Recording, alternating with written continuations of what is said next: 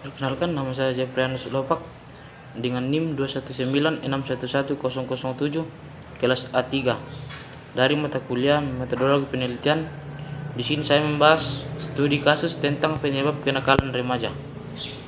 Kita masuk pada bab pendahuluan. Latar belakang.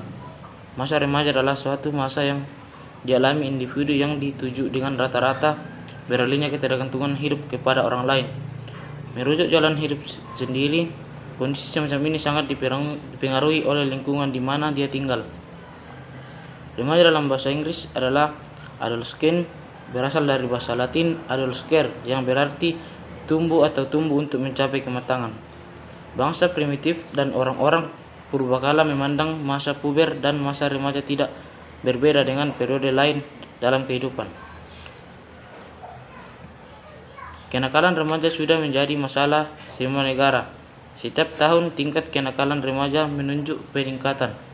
Lingkungan sangat berpengaruh besar dalam pembentukan jiwa remaja. Remaja yang salah memilih tempat dalam pergaulan akan berdampak negatif terhadap perkembangan pribadinya. Tetapi bila dia memasuki lingkungan pergaulan yang sehat seperti organisasi pemuda yang resmi diakui oleh pemerintah, akan berdampak positif bagi perkembangan kepribadiannya. Apapun bentuk dan jenisnya, kenakalan remaja harus segera didatangi serta memberikan upaya pencegahannya.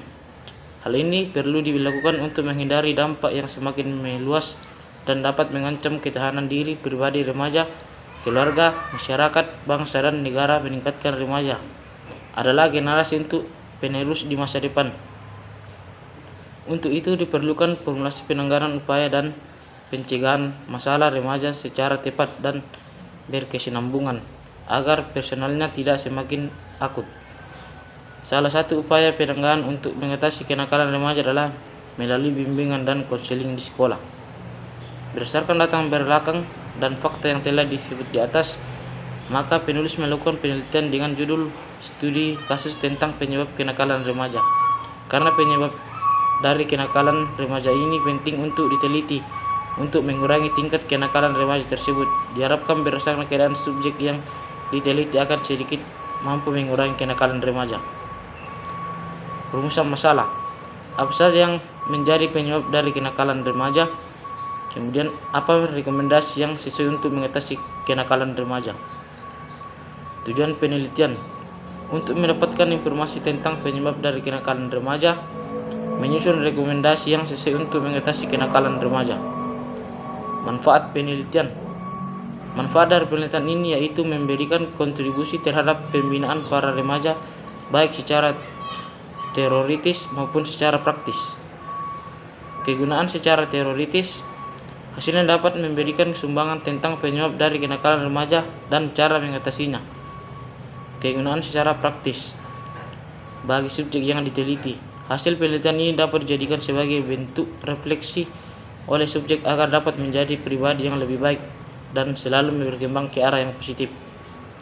Bagi penulis, memperoleh informasi yang lengkap untuk mengenai penyebab dan berdasarkan dari kenakalan remaja, mengembangkan keterampilan dalam melakukan studi kasus sebagai konselor kelak. Kita masuk ke bab kedua, kenakalan remaja. Pengertian kenakalan remaja. Menurut Kartono, kenakalan remaja biasa disebut dengan istilah Latin juvenile delinquere, yang artinya anak-anak muda. Ciri karakteristik pada masa muda, sifat khas yang pada periode remaja, yang berarti terabaikan, mengabaikan, yang kemudian diperluas artinya menjadi jahat. Menurut Harlock, menyatakan kenakalan remaja adalah tindakan pelanggaran hukum yang dilakukan oleh remaja, di mana tindakan tersebut dapat membuat seseorang individu yang melakukannya masuk penjara. Menurut Sarwono, mengungkapkan kenakalan remaja sebagai tingkah laku yang menyimpang dari norma-norma hukum pidana. Menurut Furham, kenakalan remaja adalah salah satu tindakan yang mudah yang dapat merusak dan mengganggu baik terhadap diri sendiri maupun orang lain. Berdasarkan beberapa pendapat para ahli di atas, dapat disimpulkan bahwa kenakalan remaja adalah tindakan atau tingkah laku melanggar hukum anak muda berusia 16-18 tahun, baik yang dapat merugikan terhadap diri sendiri maupun orang lain. Tindakan ini disebabkan oleh suatu bentuk pengabaian sosial sehingga mereka mengembangkan bentuk perilakunya menyimpang berupa pelanggaran hukum. Faktor-faktor kenakalan remaja. Yang pertama, kondisi keluarga yang berantakan, kurangnya perhatian dan kasih sayang dari orang tua, status sosial ekonomi yang kurang rendah, kondisi keluarga yang tidak tepat. Cara mengatasi kenakalan remaja. Mengatasi kenakalan remaja berarti menata kembali emosi remaja yang bercabik-cabik, itu emosi atau perasaan mereka rusak karena merasa ditolak oleh keluarga, orang tua, teman maupun lingkungan sejak kecil, dan gagal proses perkembangannya di jiwa remaja tersebut. Trauma-trauma dalam hidup harus diselesaikan, konflik-konflik psikologi yang menggantung harus diselesaikan, dan mereka harus diberi lingkungan yang berada dari lingkungan sebelumnya. Dari uraian di atas dapat disimpulkan bahwa penanggulangan kenakalan remaja dengan melakukan tindakan preventif dan penanggulangan secara korektif, antara lain dengan menghilangkan sebab musabab timbulnya kenakalan. Metode penelitian. Jenis penelitian. Metode penelitian ini adalah studi kasus. Studi kasus ini merupakan studi yang mendalam tentang individu dan jangka waktu relatif lama, terus-menerus, serta menggunakan objek tunggal. Artinya kasus dialami oleh suatu orang. Dalam studi kasus ini penelitian mengumpulkan data diri subjek dari keadaan masa sebelumnya, masa sekarang, dan lingkungan sekitarnya. Penelitian dilakukan studi kasus dengan landasan teori sebagai acuan ketika penelitian akan mengalihkan satu hal yang berkaitan dengan subjek. Diharapkan dengan landasan teori yang dapat disebut pada bab sebelumnya dapat mendasari setiap langkah yang dilakukan oleh peneliti, baik ketika menyusun fenomen wawancara, ketika melakukan wawancara, ketika mengalih data dari sumber yang terkait. Metode pengumpulan data. Terdapat 4 macam teknik pengumpulan data, yaitu teknik pengumpulan data dengan observasi, teknik pengumpulan data dengan wawancara, teknik pengumpulan data dengan dokumen terregulasi. Dalam hal ini penelitian menggunakan 3 macam teknik, yaitu observasi. Observasi merupakan teknik pengumpulan yang mempunyai ciri yang spesifik bila dibandingkan dengan teknik yang lain, yaitu wawancara dan kuesioner, karena objek observasi tidak selalu dengan objek manusia tetapi juga objek-objek alam yang lain.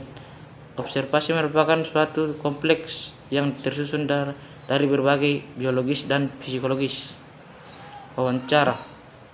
Wawancara dalam penelitian ini diadakan bebas terpimpin yang menggunakan petunjuk umum wawancara. Dalam hal ini wawancara terlebih dahulu membuat kerangka dan garis pokok pertanyaan yang telah dirumuskan, tidak harus dinyatakan secara berurutan.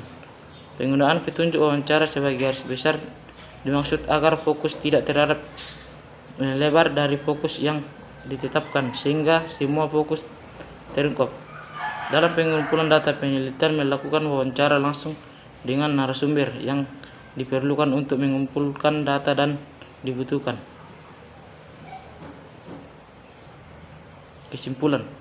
Dalam kesimpulan ini akan dipaparkan hasil keseluruhan yang telah dihimpun dari responden secara langsung dan beberapa kutipan teori sebagai penegas atau penguat data yang telah ada.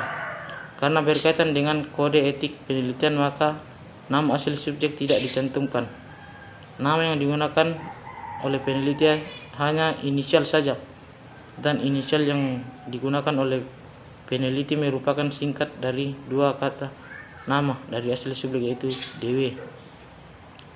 Yang menarik dalam penelitian ini, DW adalah pada awalnya sulit untuk memaparkan secara gamblang, akhirnya dengan perlahan mampu memaparkan secara gamblang data diri termasuk pengalaman dalam kehidupan secara sukarela. Selain itu, setelah semakin banyak intensitas pertemuan antara kami, semakin mendekat penelitian dengan subjek. Subjek yang berasal dari kalangan keluarga yang biasa saja membuat kepribadian menjadi pekerja keras.